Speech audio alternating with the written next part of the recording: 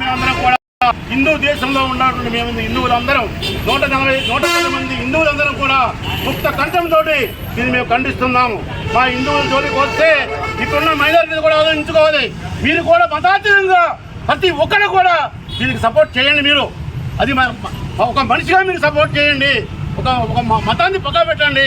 ప్రతి ఒక్కరు భగవంతుని యొక్క స్వరూపమే. మీ అందరూ కూడా ఆలోచించుకోండి. మతాలకు అతీతంగా కులాలకు అతీతంగా ఈ యొక్క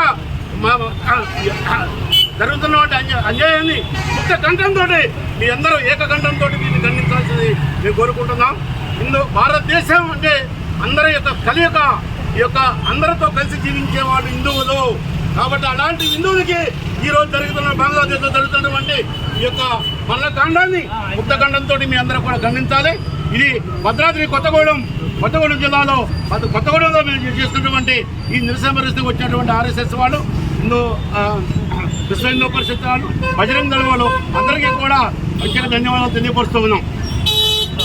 ఏదైతే ఆ దేశం ఆవిర్భవించడానికి కారణమైనటువంటి భారతదేశం ఈరోజు బంగ్లాదేశ్ ఆవిర్భవి ఒక దేశంగా ఆవిర్భవించిందంటే ఆ రోజు భారతదేశం ఒక కృషి మూలంగా ఈ రోజు ఆ దేశం ఆవిర్భవించింది. ఆ రోజు తెగల మధ్య వాళ్ళ మధ్యలో వాళ్ళే ఊచకొత్త గోచుకుంటుంటే ఆ రోజు భారతదేశమే వాళ్ళు వెన్నట్టు ఉండి ఈరోజు బంగ్లాదేశ్ ఏర్పడడానికి కారణం. తిన్నింటి వాసాలు లెక్క పెట్టడం, ఎవరైతే ఆ యొక్క దేశాన్ని ఏర్పడడానికి కృషి చేసారో వాళ్ళ పట్ల ఈరోజు ఏ విధంగా మరి వివక్ష చూపుతున్నారు, ఏ విధంగా దాడులు చేస్తున్నారో చూసా. మన వరదలలో ఇస్కాన్ సంబంధించిన వాళ్ళు హిందువులు మొత్తం కూడా వరదలో మొత్తం కూడా ముంచెత్తిపోతే బంగ్లాదేశ్ మొత్తం కూడా అన్నం పెట్టి ఆదుకున్నటువంటి ఇస్కాన్ ఈరోజు హిందూ సంస్థని ఈ విధంగా జైల్లో పెట్టి ఇస్కాన్ ప్రతినిధులందరూ కూడా జైల్లో పెడుతున్నారంటే ఎంత దుర్మార్గంగా ఎవరుస్తున్నారో ఈరోజు అర్థమవుతున్నది ఈ యొక్క బంగ్లాదేశ్.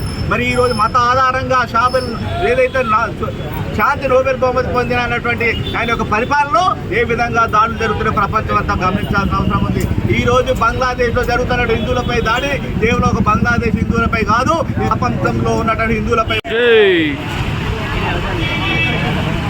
బంగ్లాదేశ్లో హిందువులపై జరుగుతున్న దాడులను